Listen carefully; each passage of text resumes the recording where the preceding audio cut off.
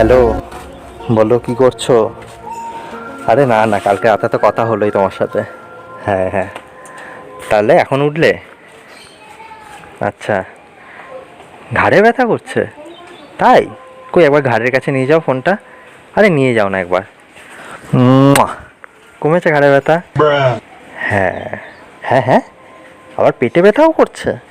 তাই নাকি? ঠিক আছে, একবার পেটের কাছে নিয়ে যাও ফোনটা। মুয়া! কমেছে?